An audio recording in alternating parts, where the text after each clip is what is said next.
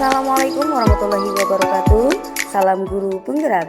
Perkenalkan, saya Susanti Sangita, calon guru penggerak angkatan 11 dari SD Negeri 1 Kabupaten Purbalingga. Di sini saya akan menyampaikan tentang aksi nyata diseminasi budaya positif. Assalamualaikum warahmatullahi wabarakatuh.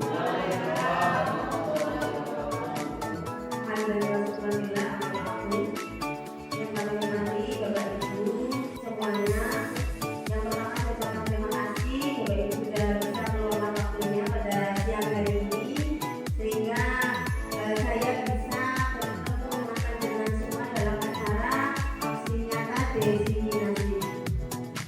Namun sebelum itu saya perkenalkan dulu, nama saya Susanti Sangita, calon guru penggerak angkatan 11 dari SD Negeri 1 Kabupaten Purbalingga. Di sini saya akan menyampaikan tentang aksi nyata diseminasi budaya positif.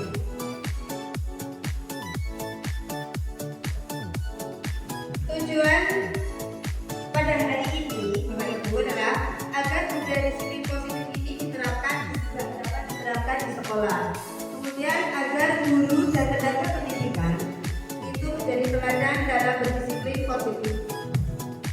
Agar guru memahami nilai kebajikan universal, teori motivasi dan hubungan, keyakinan kelas, kebutuhan dasar manusia, posisi kontrol dan segitiga restitusi dalam menangani kasus di sekolah.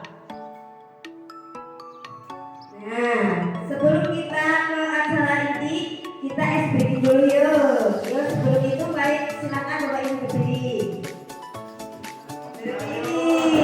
Sekarang berhadap-hadapan. Ya. Oh ini temannya Mbak Lisa. Pak Dedi sini. Bisa. Oh ya. Silakan cari pasangan ya. Cari pasangan berhadap-hadapan. Berhadap-hadapan. Pak Fajar nanti 38-nya juga nggak apa-apa ya Pak? Monggo. Oh ya. Berdiri, sudah berhadapan-hadapan. Kalau sudah, kita mau hitungan ketiga ya. Satu, hadap-hadapan dulu ya semuanya. 1, 2, 3. Senyum yang lebar. Hadap-hadapan, ayo senyum. Bagaimana bisa melihat teman senyumnya? Gimana? Ya, lihat. Ya. Baik, terima kasih. Silakan duduk kembali Bapak Ibu. Tepuk tangan untuk kita semua ya. Bapak Ibu tadi sudah melakukan SBY sebelum ya. Dengan senyum kita merasa bahagia. Sejenak kita melakukan senyum. Itu juga termasuk dalam disiplin positif ya. Kemudian apa saja sih yang ada di dalam disiplin positif ini Bapak Ibu? Ada beberapa, yaitu salah satunya adalah disiplin positif dan nilai-nilai kebajikan universal. Kemudian 5 posisi kontrol, keyakinan kelas, teori motivasi dan hukuman restitusi. Kemudian kebutuhan manusia dan dunia berkualitas dan segitiga restitusi. Nah, apa Bapak Ibu pernah mendengar yang saya sebutkan tadi? Coba, apa itu disiplin positif dan nilai kebajikan? Apa itu teori motivasi dan hukuman? Apa itu keyakinan kelas? Dan apa itu kebutuhan dasar manusia? Coba, Bapak Ibu jawab, ada yang bisa? Coba siapa yang bisa menjawab? Apa sih itu disiplin positif dan nilai kebajikan? Coba Bapak Ibu. Ya, disiplin positif dan nilai-nilai kebajikan universal adalah disiplin positif menurut Stephen F. Covey, Principle Centered Leadership 1991 mengatakan bahwa bila kita ingin membuat kemajuan perlahan, sedikit-sedikit, ubahlah sikap atau perilaku Anda. Namun, pilihan dari disiplin positif ini adalah menanamkan motivasi pada murid-murid kita, yaitu menjadi orang yang mereka inginkan dan menghargai diri sendiri dengan nilai-nilai yang mereka percaya. Ketika murid-murid kita memiliki motivasi tersebut, mereka telah memiliki motivasi intrinsik yang berdampak jangka panjang. Motivasi yang tidak akan berpengaruh pada adanya hubungan atau hadiah. Mereka akan tetap berperilaku baik dan berlandaskan nilai-nilai kebajikan karena mereka itu ingin menjadi orang yang menjunjung tinggi nilai-nilai yang mereka hargai atau mencapai suatu tujuan mulia. Piagam Nusantara menyatakan bahwa di mana ada kemerdekaan, disitulah harus ada disiplin yang kuat. Sungguh pun disiplin itu bersifat self-disiplin, yaitu ketika kita sendiri yang mewajibkan kita dengan sekeras-kerasnya, tetapi itu sama saja. Sebab jika kita tidak sangat melakukan itu, maka wajiblah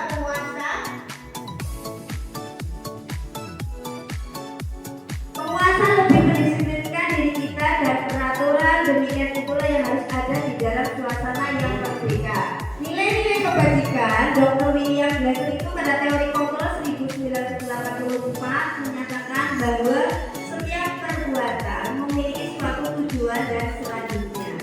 Diana Gosser 1998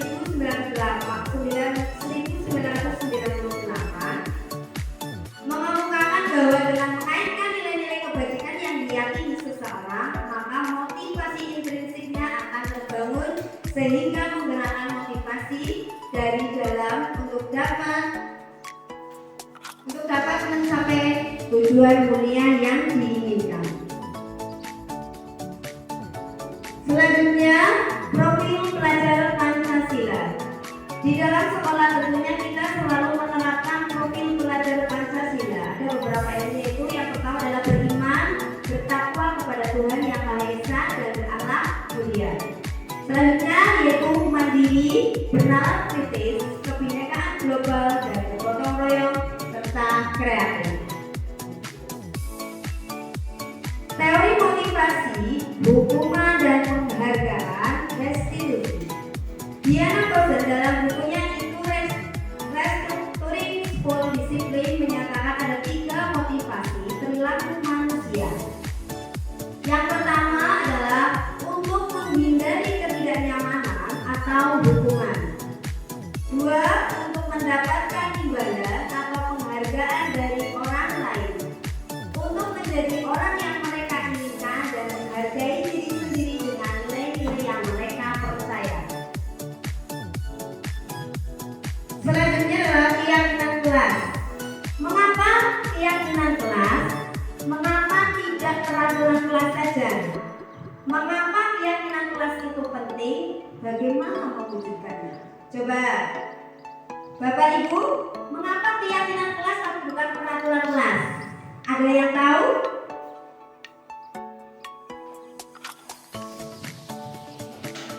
Iya, keyakinan adalah nilai-nilai keselamatan, yaitu nilai-nilai kebajikan universal yang disepakati secara tersirat dan tersurat, lepas dari latar belakang, suku, negara, bahasa maupun agama. Nah, yang tadi kenapa sih bukan peraturan? Maka kalau kita melakukan keyakinan kelas bukan peraturan. Kalau keyakinan Bapak Ibu itu dilandasi dari diri sendiri, tidak ada penekanan. Tetapi kalau aturan itu pasti kita menjalaninya itu ada ketakutan, ya. Contoh misal, bukumu besok berangkat pagi jam 8 fix, nah itu kan aturan. Berbeda dengan keyakinan. Besok kita disepakati berangkatnya jam berapa, kira-kira biar tepat waktu. Oh oke, kita sepakati berangkat jam 8. Nah, itulah perbedaan antara keyakinan dan peraturan. Kalau keyakinan itu didorong dari dalam diri sendiri, sedangkan aturan adalah perintah. Keyakinan itu menekankan keyakinan pada seseorang akan lebih memotivasi diri dari dalam. Seseorang akan lebih tergerak dan bersemangat untuk menjalankan keyakinannya daripada hanya sekedar mengikuti serangkaian peraturan tertulis. Ini biasanya seperti itu Bapak Ibu. Ketika kita menjalani sesuatu apa yang disepakati bersama, pasti kita menjalaninya enak ya, karena kita merasa nyaman semua. Tapi kalau kita menjalaninya itu peraturan atau aturan yang diberikan, biasanya kan iya bukan itu melanggar kayak gitu ya. Oke. Keyakinan kelas itu menanamkan keyakinan pada seseorang akan lebih memotivasi seseorang dari dalam. Seseorang akan lebih tergerak dan bersemangat untuk menjalankan keyakinannya daripada hanya sekedar mengikuti serangkaian peraturan tertulis tanpa makna. Murid-murid pun demikian Bapak Ibu. Mereka itu perlu mendengarkan, memahami arti sesungguhnya tentang peraturan-peraturan yang diberikan. Apa nilai-nilai kebajikan di balik peraturan tersebut? Apa tujuan utamanya menjadi tidak tertarik atau takut sehingga hanya sekedar mengikuti peraturan tanpa memahami tujuan mulianya? Biasanya Bapak Ibu itu di kelas itu memberikan aturan kepada anak-anaknya ya. Nah, kalau aturan kan berarti ini anak-anak itu menjalankannya karena takut kepada Bapak Ibu guru. Tetapi kalau sudah disepakati bersama antara Bapak Ibu dengan muridnya, maka mereka akan merasa nyaman karena apa? Itu dorongan dari diri sendiri. Pembentukan keyakinan sekolah atau kelas itu bersifat lebih abstrak daripada peraturan, berupa pernyataan-pernyataan universal. Hendaknya tidak terlalu banyak sehingga mudah diingat dan dipahami. Sebaiknya sesuatu yang dapat diterapkan di lingkungan tersebut. Hendaknya sebuah warga kelas berkontribusi, bersedia meninjau kembali keyakinan kelas.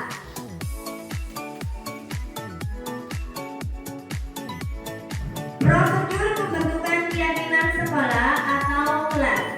Yang pertama, mempersilakan warga sekolah atau murid-murid di sekolah untuk bersurat pendapat tentang peraturan yang perlu disepakati di sekolah. Jadi Bapak Ibu itu memberikan ruang kepada murid-murid. Kira-kira anak-anak ini ayo kita kesepakatan bersama di kelas 3 besar supaya bisa disepakati bersama-sama. Jadi itu memberi ruang kepada murid-murid atau warga sekolah untuk membuat kesepakatan kelas itu. Kemudian mencatat semua masukan para murid atau warga sekolah di papan tulis atau di kertas. Jadi setelah Bapak Ibu itu memberikan ruang kepada mereka untuk memberikan pendapat terkait dengan keyakinan kelas, jangan lupa untuk dicatat, ditempel di dinding, ditempel di kertas. Bisa juga seperti ini.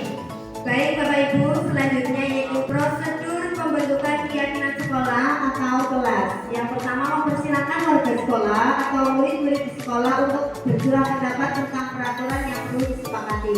Yang kedua, mencatat semua masukan-masukan para warga sekolah di papan tulis atau di kertas besar, di mana semua anggota kelas itu bisa melihat hasil surat pendapat warga sekolah. Kemudian susunan keyakinan kelas sesuai prosedur. Pembentukan keyakinan sekolah atau kelas itu adalah beberapa yang memang prosedur pembentukan keyakinan kelas. Kemudian gantilah kalimat-kalimat bentuk negatif menjadi positif. Biasanya kadang-kadang Bapak Ibu guru itu suka menyampaikan kepada muridnya bahasa negatifnya ini. Contoh, dilarang membuang sampah sembarangan. Itu adalah kan kalimat bentuk negatif. Kemudian dirubah menjadi bentuk positif. Buanglah sampah pada tempatnya. Ya, anak-anak, kan seperti itu. Anak-anak, buanglah sampah pada tempatnya.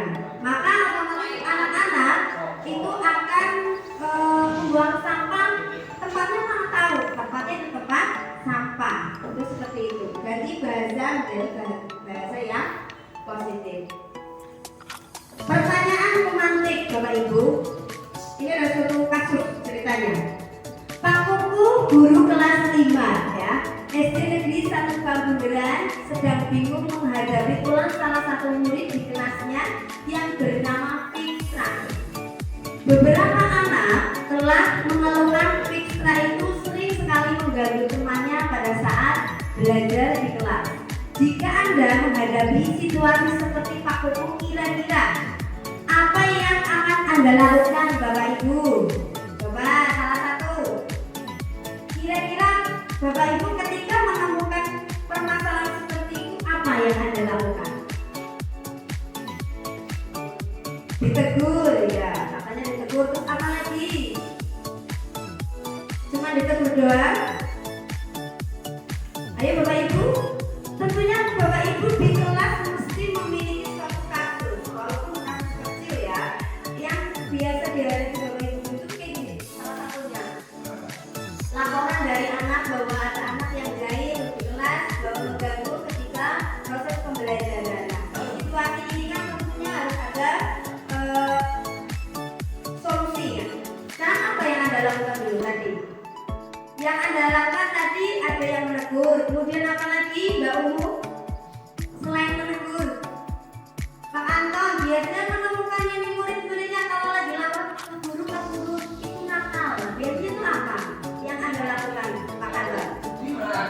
Dimarahi. Oh, dinasehati. Iya, terima kasih. Nah, menurut Anda kira-kira apakah alasan Fitra itu melakukan seperti ini? Nah, ketika siswa melakukan hal yang menyimpang dari nilai-nilai kebajikan atau peraturan itu, dikarenakan bahwa siswa tersebut itu telah gagal dalam memenuhi kebutuhan dasar hidupnya. Lalu sebagai guru, apa sih yang harus kita lakukan Bapak Ibu untuk bisa mengetahui itu? Bahwa kita sebagai guru itu yang pertama kita lakukan adalah memahami kebutuhan dasar murid kita ya. Jadi ketika ada anak yang laporan, jangan berkata kamu nakal ya, kamu jangan berantem ya, seperti itu. Jadi kita tahu, telusuri dulu, kita pahami apa sih kebutuhan dasar murid kita. Menurut Bapak Pendidikan Nasional kita di Hajar Dewantara itu mengibaratkan bahwa pendidik itu seperti petani. Ketika petani menginginkan padi yang berkualitas, apa yang harus kita lakukan Bapak Ibu? Tentunya memberikan asupan yang berkualitas. Kita sebagai seorang pendidik harus bisa melayani sepenuh hati murid kita dengan segala bentuk kebutuhan murid.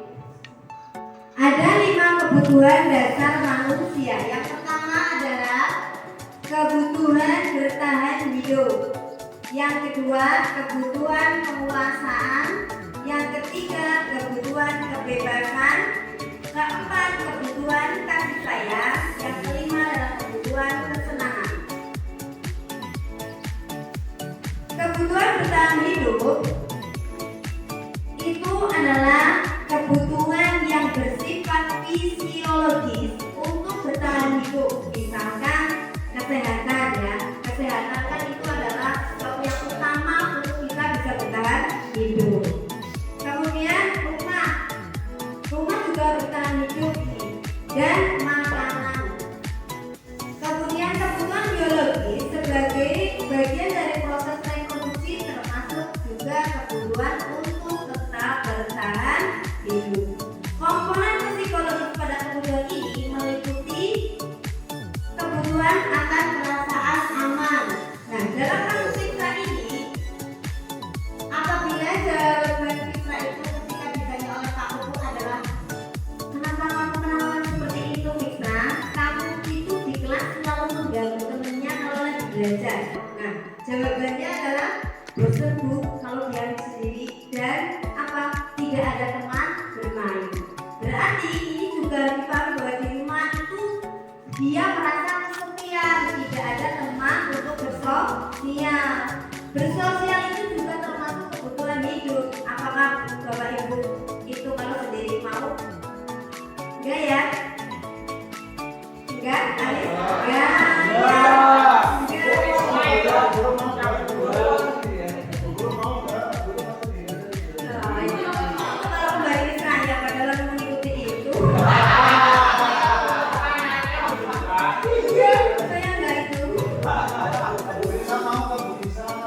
Bonisasi sudah ada gandengannya, saya belum ada gandengan. Kembali ke laptopnya, saya terjebak sendiri malah. Kebutuhan penguasaan yaitu kekuatan untuk mencapai sesuatu, menjadi kompeten, menjadi terampil, diakui atas prestasi dalam keterampilan kita, itu didengarkan dan memiliki rasa harga diri. Kebutuhan ini itu meliputi keinginan untuk dianggap berharga. Setiap anak itu pasti ingin diperlakukan yang berharga. Nah, dalam kelas tentunya ada perbedaan, ada yang pintar, ada yang bodoh, ada yang lembut, ada yang tidak lembut. Tentunya ini mereka juga kepingin memiliki hak sama, yaitu dianggap sama ya. Ingin disayangi, tidak ada yang membedakan. Jadi itu adanya penguasaan. Kemudian bisa membuat pencapaian kompeten yang diakui, dihormati. Ini meliputi self-esteem ya, dan keinginan untuk meninggalkan pengaruh.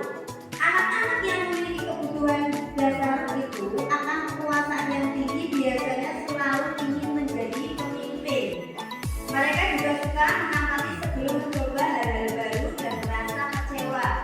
Ini kalau yang memang memiliki prestasi yang itu, keterampilan yang tinggi, yaitu jiwanya itu ingin memimpin. Ada sebuah anak yang memang ketika disuruh memimpin kelas misalnya berani, tapi ada juga yang tidak mau. Kemudian mereka juga biasanya rapi dan sistematik dalam selalu ingin mencapai yang terbaik. Selanjutnya adalah kebutuhan kebebasan. Kebutuhan untuk bebas adalah kebutuhan akan kemandirian, otonomi, memiliki pilihan dan mampu mengendalikan arah hidup seseorang. Anak-anak dengan kebutuhan kebebasan yang tinggi menginginkan pilihan. Mereka perlu banyak bergerak, suka mencoba-coba, tidak terlalu terpengaruh orang lain, dan senang mencoba hal-hal yang baru dan menarik. Kemudian kebutuhan kasih sayang dan rasa yang diterima. Ini yang perlu kita tanamkan sebagai bapak ibu guru di sekolah ya. Anak-anak adalah sama kayak anak kita, sama kayak adik kita. Maka berikanlah kasih sayang seluas-luasnya, sebanyak-banyaknya kepada anak kita. Kebutuhan ini ada 3 kebutuhan berikutnya, yaitu kebutuhan psikologis. Kebutuhan ini untuk disayangi dan diterima, meliputi kebutuhan akan hubungan dan koneksi sosial.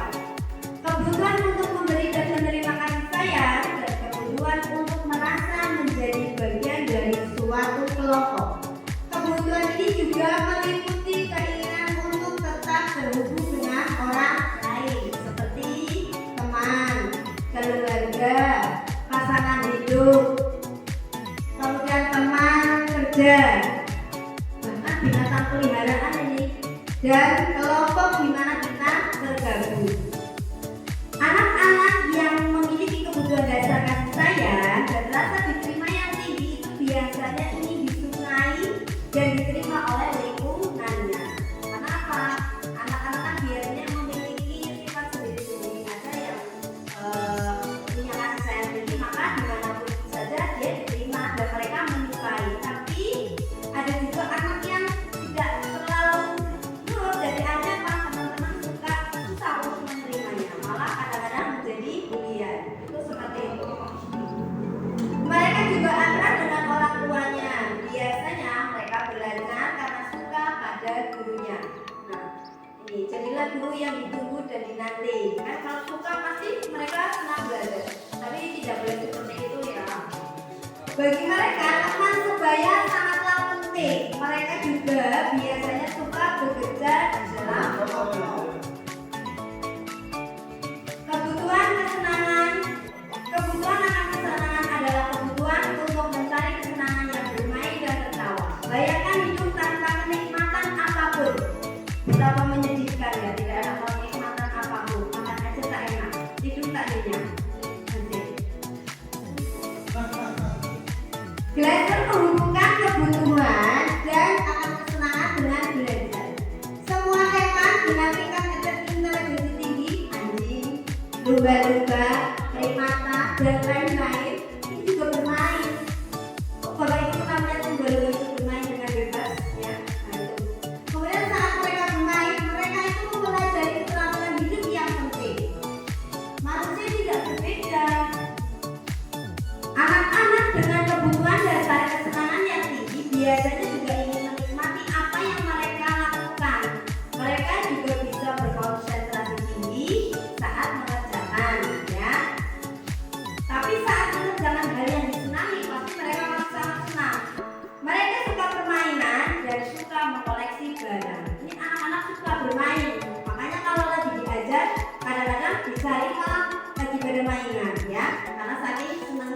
lain.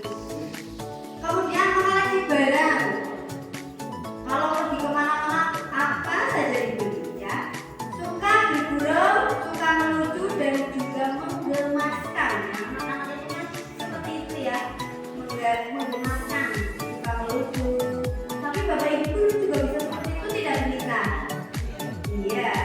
Bahkan saat mereka bertingkah laku buruk, mereka juga akan terlihat lucu ya, sama juga anak-anak. Nah, video tentang posisi kontrol. Mari kita lihat tayangannya dulu. Ya, Bapak Ibu nanti kita lihat dulu video tentang posisi kontrol. Kita lihat video tayangannya.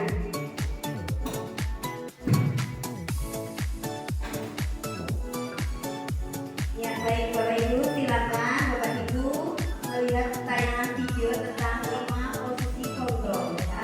Di dalam video ini pasti ada beberapa 5 posisi kontrol. Silakan disaksikan.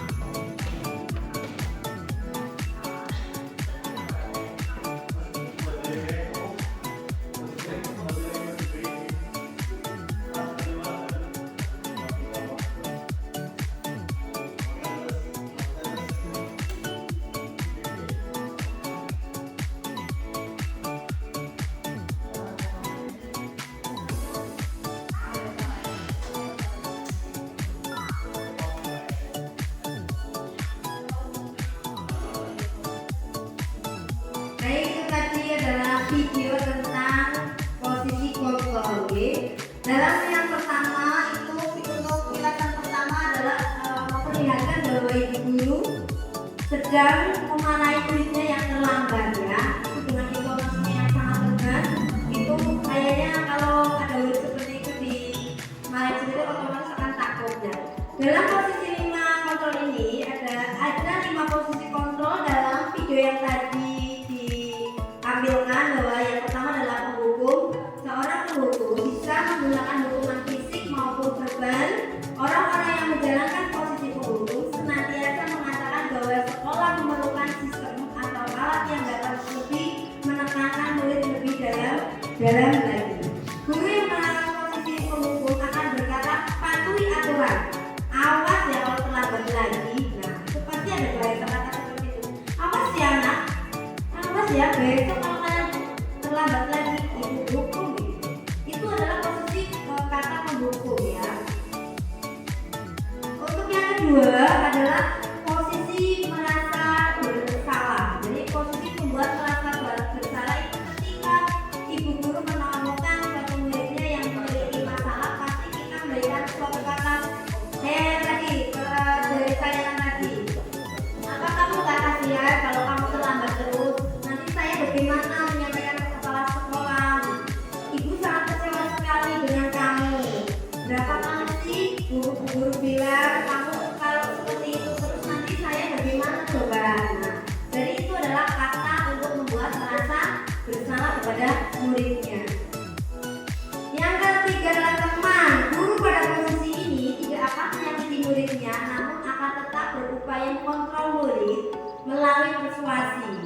Contoh katanya itu untuk mempengaruhinya seseorang, mereka akan berkata, ayolah bagulah dulu lah ya, besok kamu itu ya jangan terlambat, please lah. Itu sama yang teman. Jadi kita menganggap muridnya itu sama teman, jadi menyampaikan itu lebih enak. Misal ada anak yang terlambat, ayolah besok jangan terlambat lagi ya. Nah, ingat nanti dimarahin loh sama kepala sekolah, jadi dibilang guru nggak menyampaikan, atau dibilang ibu guru itu tidak memperingatkanmu, jadi besok jangan terlambat lagi ya. Nah, itu adalah posisi teman. Kemudian posisi pemantau itu berarti kita sebagai guru itu mengawasi. Pada saat itu kita mengawasi, kita berarti bertanggung jawab penuh atas perilaku orang-orang yang kita awasi. Pemantau ini berdasarkan pada peraturan-peraturan dan konsekuensi. Dengan menggunakan sanksi atau konsekuensi, kita dapat memisahkan hubungan pribadi kita dengan murid sebagai seseorang yang menjalankan posisi pemantau. Pertanyaan yang diajukan seorang pemantau biasanya apa? Peraturannya apa anak-anak? Apakah kalian tahu peraturan yang di kelas ini? Nah, terus kalau kamu tahu peraturan juga apa ya kamu lakukan pada hari ini? Itu adalah posisi pemantau. Kemudian selanjutnya adalah posisi manajer. Posisi ini posisi terakhir, yaitu manajer adalah posisi di mana guru itu berbuat sesuatu bersama dengan murid, mempersilahkan murid mempertanggungjawabkan perilakunya, mendukung murid agar dapat menemukan solusi atas permasalahannya sendiri. Nah, ini di bagian manajer ini murid biasanya diajak untuk menganalisis kebutuhan dirinya maupun kebutuhan orang lain. Di sini ini menekankan bukan pada kemampuan, tetapi membuat konsekuensi, namun dapat berkolaborasi dengan murid bagaimana memperbaiki kesalahan yang ada. Seorang manajer akan berkata apa yang kita yakini, nah atau yang tadi kembali lagi ke keyakinan kelas.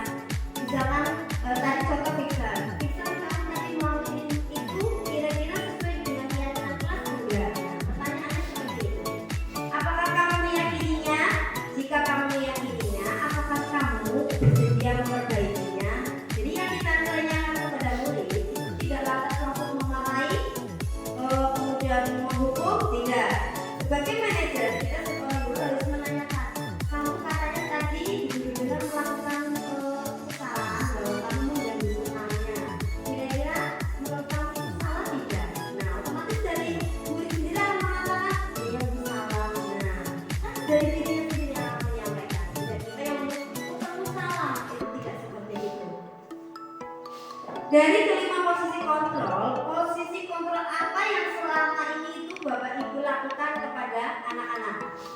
Nah, nanti silakan Bapak Ibu tulis di post-it ya, untuk posisi apa yang selama ini Bapak Ibu itu lakukan di sekolah. Silakan ditulis di post-it. Baik, sebenarnya itu Bapak Ibu, kita itu sedang berproses Bapak Ibu untuk memilih posisi kontrol yang terbaik dari 5 posisi tersebut. Dari kelima posisi kontrol yang tadi disampaikan, yang paling tepat adalah kita sebagai guru adalah sebagai manajer. Mengapa? Karena manajer adalah posisi kontrol yang paling ideal, memberikan solusi, memberikan kesempatan kepada siswa untuk bertanggung jawab. Di sini siswa itu tidak terdampak. Siswa tidak merasa kecewa atau sakit hati, dendam, sehingga membangkitkan siswa untuk berubah menjadi lebih baik lagi. Ketika kita sebagai pendidik diusahakan menjadi manajer agar di dalam diri siswa tumbuh untuk mewujudkan budaya positif agar siswa memiliki profil pelajar Pancasila. Selain 5 posisi kontrol, kita juga harus mengetahui segitiga restitusi. Apa sih itu restitusi? Restitusi adalah proses menciptakan kondisi bagi murid untuk memperbaiki kesalahan mereka sehingga mereka bisa kembali pada kelompok mereka dengan karakter yang lebih kuat. Restitusi juga adalah proses kolaborasi yang mengajarkan murid untuk mencari solusi untuk masalah dan membantu murid berpikir tentang orang seperti apa yang mereka inginkan dan bagaimana sih mereka harus memperlakukan orang lain. Ciri-ciri restitusi. Ciri-ciri restitusi yang pertama adalah restitusi itu bukan untuk menebus kesalahan namun untuk belajar dari kesalahan. Restitusi memperbaiki hubungan. Restitusi adalah tawaran, bukan paksaan. Restitusi menuntun untuk melihat ke dalam diri. Restitusi mencari kebutuhan dasar yang mendasari tindakan. Restitusi diri adalah cara yang paling baik. Restitusi mengembalikan murid yang berbuat salah pada kelompoknya. Tahapan restitusi adalah menstabilkan identitas. Berdasarkan prinsip itu, membuat kesalahan adalah bagian dari prosedur pembelajaran. Berperan menggeser identitas murid dan identitas gagal ke identitas sukses. Jangan suka mengkritik murid yang sedang mengalami identitas gagal. Ajukan pertanyaan. Contoh, membuat kesalahan adalah sesuatu yang wajar. Manusia tidak ada yang sempurna. Kita wajib memperbaiki masalah ini. Tahapan restitusi adalah validasi tindakan.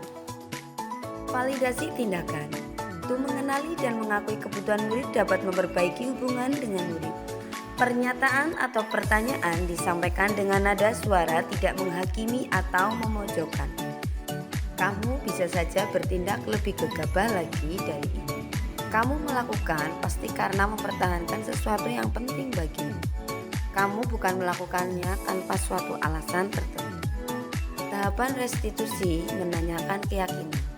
Saat perilaku telah validasi dan identitas sukses telah stabil, maka murid telah siap mengaitkan keyakinan dengan tindakan yang salah.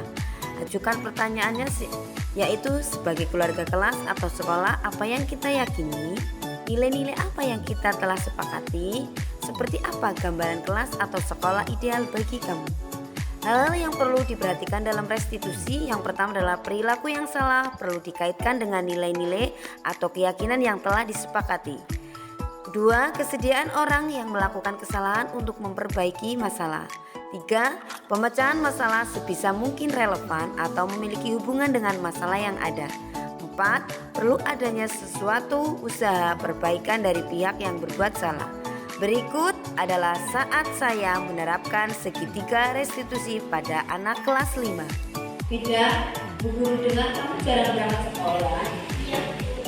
Menurut kamu jarang berangkat sekolah, betul apa salah? Ya, itu salah ya, Dik. Tapi namanya orang berbuat salah itu manusiawi. Yang penting kita mau memperbaikinya ya. Ayo kita cari solusi bersama. Vida, kamu jarang berangkat sekolah, pasti punya alasan. Kenapa kamu jarang berangkat sekolah? Karena tidak ada yang mantap. Kamu tahu keyakinan kelas yang sudah disepakati bersama? Tahu Bu. Menurut kamu, jarang berangkat sekolah itu sudah sesuai dengan keyakinan kelas yang disepakati belum? Belum Bu. Kamu tahu keyakinan kelas apa yang sudah kamu langgar? Disiplin. Menurut kamu, disiplin itu penting tidak, Beb? Penting Bu, karena agar tidak ketinggalan pelajaran. Betul, Beb. Disiplin itu penting. Selain menghargai waktu, agar kamu tidak ketinggalan pelajaran, ya. Iya, terima kasih. Ya, sama-sama. Silakan kamu bisa istirahat. Terima kasih. Assalamualaikum warahmatullahi wabarakatuh. Perkenalkan, nama saya Fida Dwi Rahayu dari kelas 5. Saya ingin berterima kasih kepada Bu Guru karena sudah mendapat solusi untuk bisa selalu berangkat sekolah. Wassalamualaikum warahmatullahi wabarakatuh. Baiklah Bapak Ibu semuanya, itulah tadi tayangan video tentang penerapan segitiga restitusi pada anak kelas 5. Dengan tayangan tadi berakhir berarti materi hari ini telah selesai. Nah, mari kita merefleksikan tentang materi yang disampaikan hari ini. Bagaimana perasaan Bapak Ibu semuanya pada hari ini setelah diseminasi disiplin positif ini selesai? Kemudian yang kedua, apa yang akan Ibu Bapak lakukan setelah mengikuti diseminasi hari ini? Ya, baik, terima kasih. Oke, seperti itu. Kesimpulannya adalah dari saya, dalam proses menciptakan budaya positif adalah melakukan kolaborasi antara sekolah dan orang tua murid agar budaya positif ini jangan hanya dilakukan di kelas atau di sekolah saja, melainkan juga harus dilakukan di rumah agar menjadi suatu kebiasaan atau karakter yang melekat pada diri murid saat berada di lingkungan manapun dia berada. Baik, terima kasih saya ucapkan kepada Bapak Ibu semuanya yang telah menyempatkan waktunya hari ini untuk bisa hadir pada siang hari ini. Semoga apa yang disampaikan pada hari ini bisa bermanfaat untuk kita semua. Amin ya rabbal alamin. Kalau begitu saya akhiri. Assalamualaikum warahmatullahi wabarakatuh.